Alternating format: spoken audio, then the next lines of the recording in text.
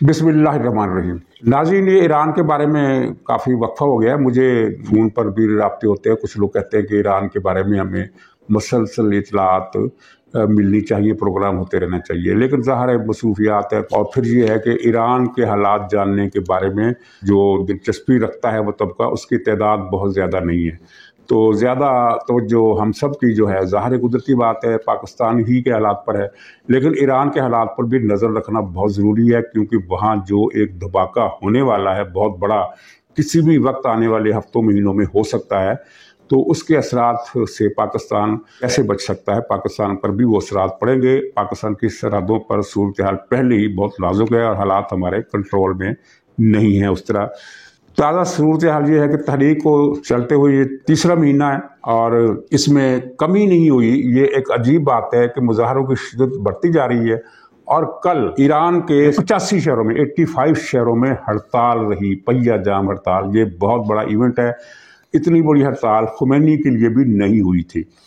इन शहरों में तेहरान है, मशहद है, इस्फहान है, शिराज है, हमदान है, अमूल है, बंदर अब्बास है, रश्त है, जाहिदान और बहुत सारे शहर है। 85 शहर है, सबके नाम मैं यहाँ नहीं ले सकता। ये 7-8 शहर मैंने बड़े बड़े बता दिए हैं। तो इनमें सबसे बड़ा शहर ईरान है, जो जिसकी आबादी ईरान की कुल आबादी का 20% है, अकेला तेहरान। तो तेहरान में 47 मुकामात पर मुजाहरे हुए हैं तेहरान शहर के अंदर। और वहाँ अब ये प्रैक्टिस है कि दिन को हड़तालें और रात को मुजाहरे। मुजाहरीन की तादाद बढ़ती जा रही है, जबकि जो सरकारी फ़ौज है, जो जिसको बसीज भी शामिल है, जिसमें जो इंटेलिजेंस है उनकी, और जिसमें पासदारान इनकलाब भी हैं, उनको बेदरैग गोलियां मारने का हुक्म है। चुनांचे अब आपने शायद सोशल मीडिया पर वीडियोस देखी होंगी या गैर मुल्की अखबार आप नेट एडिशन पढ़ते हैं तो उनमें से भी आपको पता चला होगा कि 5-5 साल के बच्चों को भी पैलेट गनों से निशाना बनाया जा रहा है और बहुत सारे बच्चे मारे गए हैं और बहुत सारी औरतें भी मारी गई हैं। घरों में घुसकर गोलियां मारी जाती हैं। तो अब जो इसमें नई डेवलपमेंट हुई उसमें सारे फहरिस्त तो ये है कि खामनाई ने बाज़ पुलिस की हुकाम की, ये आलमी मीडिया में ये खबर छपी है, और खामनाई ने कहा है कि इनकलाबी कुव्वतों से निमटने के लिए हमारे मुल्क का जो रियासती निज़ाम है वो कमज़ोर पड़ रहा है, लिहाजा सख्ती का अंसर बढ़ाया जाए और अपने हिकमत अमली पर नज़र षानी की जाए। ये बहुत बड़ा एतराफ़ है कमज़ोरी का कि मुजाहरों की एहतजाज की लहर इतनी शिद्दत में है कि गोलियां बरसाने के बावजूद हम उस पर सही तरीके से काबू नहीं पा रहे। कमज़ोरी ज़ाहिर हो रही। यह खामनाई साहब का मैसेज है। और फिर इन्हीं खामनाई साहब के हुक्म पर वो पुलिस, अखलाकी पुलिस जिसका नाम रखा गया है, जिसके हाथों एक तालिबा की हिलाकत के बाद ये तहरीक शुरू हुई, उसको ख़त्म करने का हुक्म दे दिया है खामनाई साहब ने। लोग कहते हैं कि ये धोखा है, ख़त्म वतम कोई नहीं करना, लेकिन चलिए धोखा ही सही। ख़त्म करने का ऐलान ये एक कमज़ोरी की अलामत है। यानी ये उसी तरह का ऐलान आप समझ लें कि जब 77 में तहरीक ने बहुत ज़ोर पकड़ा तो भुट्टो साहब ने शराब की फ़रोख्त पर पाबंदी लगा दी और जुमे की छुट्टी का ऐलान कर दिया। तो उस वक्त लोगों ने कहा था कि भुट्टो साहब अब गए, क्योंकि इन्होंने मुजाहरीन के सामने अपनी कमज़ोरी ज़ाहिर कर दी है। शराब पर पाबंदी लगाना बहुत अच्छा फ़ैसला था, लेकिन ये फ़ैसला किसी और दिन होना चाहिए था। तो ये तो उससे भी बड़ा इक़दाम है कि एक अखलाकी पुलिस जिसके ज़िम्मे है कि वो ईरान के अंदर अवामी सतह पर कोई फहाशी, उरियानी, बेपर्दगी का वाक़या न होने दे, उसको समेट लेना। अब कुछ दिनों के लिए ये जो फौज पुलिस है, अखलाकी पुलिस मंजर आम से गायब रहेगी। चाहे इसको ख़त्म करने का हुक्म जो है वो हकीकी है, चाहे वो धोखाधड़ी पर मबनी है, कुछ दिन इसने बहरहाल सड़कों से गायब रहना है। इसी दौरान यानी पहले आपने सुनी होगी कि साबिक़ ईरानी सदर हाशमी रफसंजानी की भांजी और बेटी ने भी ईरानी हुकूमत के मुज़ालम की मज़म्मत की थी और आवाम का साथ देने का, आवाम की हमायत का ऐलान किया था। तो अब उनसे भी एक बड़ी खातून है जो खामनाई की सगी भांजी हैं, इनका नाम है फरीदा मुराद खानी। इनको गिरफ़्तार कर लिया गया है। गिरफ़्तार क्यों किया गया है? इन्होंने एक वीडियो सोशल मीडिया पर अपलोड की थी और इस वीडियो में कहा था कि ईरान की मौजूदा हुकूमत ज़ालिमों की हुकूमत है और ये वो हुकूमत है जो बच्चों को भी कत्ल करती है। बच्चों के कत्ल का इल्ज़ाम किसी अपोजिशन के लीडर ने नहीं लगाया, बल्कि खामनाई की भांजी, सगी भांजी फरीदा मुराद खानी, जो कि ख़ुद भी एक मजहबी खातून है, उनका लिबरल हलकों से कोई दूर का भी ताल्लुक़ नहीं है, वो मदरसे की पढ़ी हुई हैं مذہبی خاتونیں پردہ کرتی ہیں، پورا حجاب کرتی ہیں، حجاب لیتی ہیں، یعنی ایک دیندار خاتون ہے۔ اچھا ناظرین، دو واقعات اور بڑے انوکھے ہوئے ہیں جو اس سے پہلے میں نے کبھی کسی دنیا کے کسی ملک کے حوالے سے نہیں سنے۔ ایک تو یہ ہے کہ پچھلے دنوں چند دن پہلے ایران کا مقابلہ تھا فٹ بال کا، یہ جو فٹ بال کا ایونٹ چل رہا ہے عالمی، امریکہ کے ساتھ، تو اس میں امریکہ نے ایرانی ٹیم کو شکست دے دی۔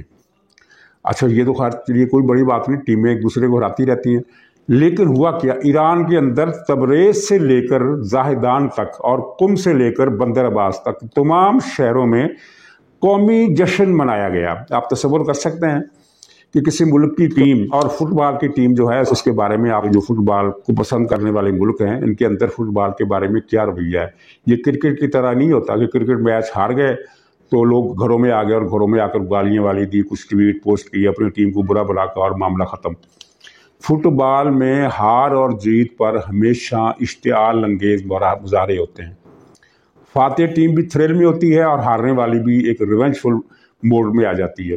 تو پورے ایران میں سوگ منایا جانا چاہیے تھا، پورے ایران میں جشن منایا گیا، ہر شہر میں جشن منایا گیا، لوگوں نے بندوقوں سے فائرنگ کی، لوگوں نے مشعلیں جلائیں، نعرے لگائے۔ اب یہ ایک حیرت انگیز واقعہ ہے، اور اس حیرت انگیز واقعے کی بنیاد یہ ہے کہ ایرانی عوام نے حکومت سے یہ کہہ دیا ہے کہ یہ جو ٹیم تھی یہ بھی تمہاری تھی، ریاست کی تھی، ہمارا عوام کا، مملکت ایران کا اس سے کوئی تعلق نہیں ہے، اور اس کی ہار جیت بھی تمہاری تھی، ہماری نہیں۔ ہم یعنی انہوں نے ریاست، یہ اس فٹ بال کے میچ کو، اس کھیل کو، اس ایونٹ کو ریاست کا ایونٹ قرار دیا، ملک کا ایونٹ قرار نہیں دیا۔ ریاست اور ملک کے معنی کا فرق اگر ہمیں پہلے نہیں پتا تھا تو ان حالیہ 6 برسوں میں ہمیں اچھی طرح سمجھ میں آ گیا ہے کہ ریاست اور چیز ہوتی ہے، ملک اور چیز ہوتا ہے، مزید تشریح کی ضرورت نہیں، اگرچہ کتابوں میں یہ ان کا مفہوم کچھ اور ہے۔ تو انہوں نے ریاست کو رد کر دیا، اور ایک دو شہروں میں تو ایسے بھی ہوا کہ جب لوگ جشن منا رہے تھے اور رقص کر رہے تھے ایران کی شکست پر، تو پولیس نے کچھ نوجوانوں کو سر میں گولیاں مار کر ہلاک بھی کر دیا۔ ظاہر ہے ان کا یہ موقف تھا کہ یہ غدار ہیں، یہ ملک کی شکست پر جو جشن منائے گا وہ تو غدار ہے۔ اور بہت انوکھا قابل غور واقعہ ہے کہ ایران کی ریاست میں عوامی احساسات اب کس منزل پر چلے گئے۔ دوسرا واقعہ یہ ہوا ہے کہ عوام پر، مظاہرین پر ظلم کرنے والے، گلی محلوں میں اور گھروں میں گھس کر خواتین اور بچوں کو قتل کرنے والے دو طبقے ہیں، ایک بسیج ہے جو انٹیلیجنس ادارہ ہے پرائم، اور دوسرا ہے فوج، پاسداران انقلاب۔ فوج تیسرا ایلیمنٹ ہے، لیکن فوج سے شکایت لوگوں کی کم ہے۔ پاسداران انقلاب ان کی ایک متوازی فوج ہے۔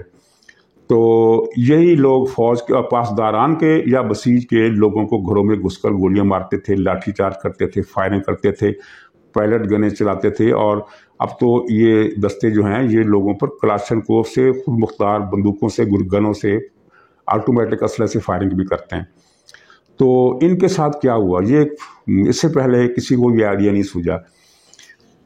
ان لوگوں کو، انقلابیوں کو، جس اہلکار یا افسر کے بارے میں پتہ چلتا ہے، یہ اس کے کوائف ویب پر ڈال دیتے ہیں، نیٹ پر ڈال دیتے ہیں، سوشل میڈیا پر ڈال دیتے ہیں کہ فلاں ابن فلاں، ولد فلاں، محلہ فلاں، گلی نمبر فلاں، مکان نمبر فلاں، آفس نمبر فلاں، دکان نمبر فلاں، یہ اس جگہ پر موجود ملے گا آپ کو ان اوقات میں، جس کا ہاتھ چلتا ہو جا کر اسے قتل کر دے۔ اب اس کے بعد سے وہاں فضا کیا بنی ہے، بسیج کا اور پاسداران کا ہر آدمی ڈر گیا ہے۔ ٹھیک ہے، جلوس میں یا اپنے آفس میں وہ ناقابل تسخیر ہوتے ہیں، لیکن جب کسی کو پتہ چل جائے کہ فلاں ایس پی کا گھر فلاں جگہ پر ہے، اور کوئی سر پھرا، کوئی بم لے کر وہاں پہنچ جائے یا چھرا لے کر وہاں پہنچ جائے، تو کیا ہو سکتا ہے؟ ایک نفسیاتی خوف اب ان افسروں میں پیدا ہو گیا ہے۔ نتیجے کے طور پر ایک ایونٹ ہوا، وہ یہ ہوا کہ گورنمنٹ نے 105 فوجی افسر گرفتار کر لیے، یہ الزام لگا کر کہ یہ دراصل انقلابی مظاہرین سے ملے ہوئے تھے۔ یہ بھی اسی ہفتے کا، کل پرسوں کا واقعہ ہے۔ یہ بھی اپنی جگہ کی دلچسپ واقعہ ہے کہ فوج کا 105 آدمی یہ انقلابیوں کے ساتھ ملے ہوئے ہیں، ان کو گرفتار کر لیا گیا ہے۔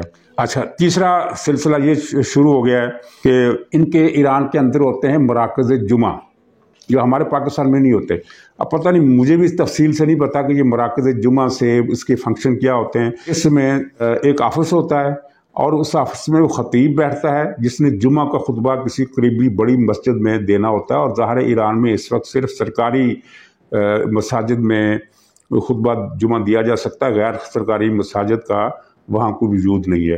چنانچہ یہ سرکاری خطیب ایک اچھے درجے کا، اچھے گریڈ کا افسر بھی ہوتا ہے، اور اس کے فرائض میں خطبہ جمعہ دینے کے علاوہ ظاہر ہے محلے داروں سے، علاقے کے لوگوں سے کوئی دارالافتاء قسم کا بھی کام لیا جاتا ہوگا، یعنی اس کی بڑی اہمیت ہے۔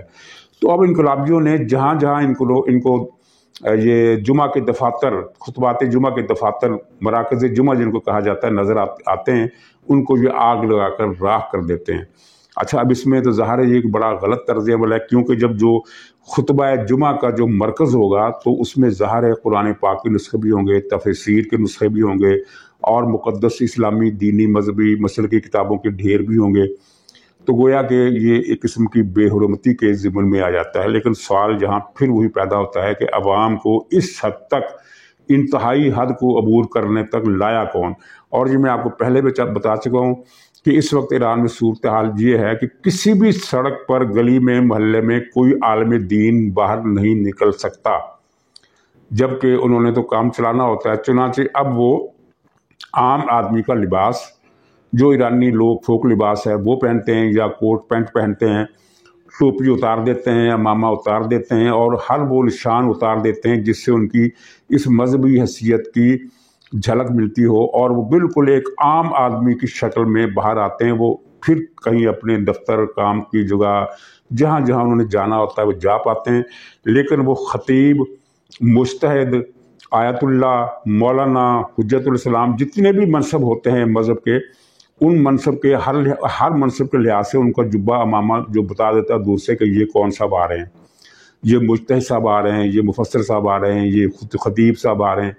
وہ سارے لباس اب ایران میں ایسا کسی شہر میں، کسی جگہ پر ہمیں کوئی عالم دین چلتا ہوا نظر نہیں آتا۔ اگرچہ علماء دین ہجوم میں شامل ہوتے ہیں، لیکن وہ علماء کی شکل میں نہیں آتے۔ یہ ایران پر ایک ایسا وقت آیا کہ جو ماضی میں میرے خیال میں کبھی، کیونکہ شاہ ایران جو تھا وہ بھی مذہب کا دشمن نہیں تھا، وہ سیاسی علماء کے ایک گروہ کا دشمن تھا، ڈکٹیٹر تھا، امریکہ کا ایجنٹ تھا، سب کچھ تھا، لیکن اس نے کسی کو محض اس لیے نہیں مارا تھا کہ وہ مولوی ہے۔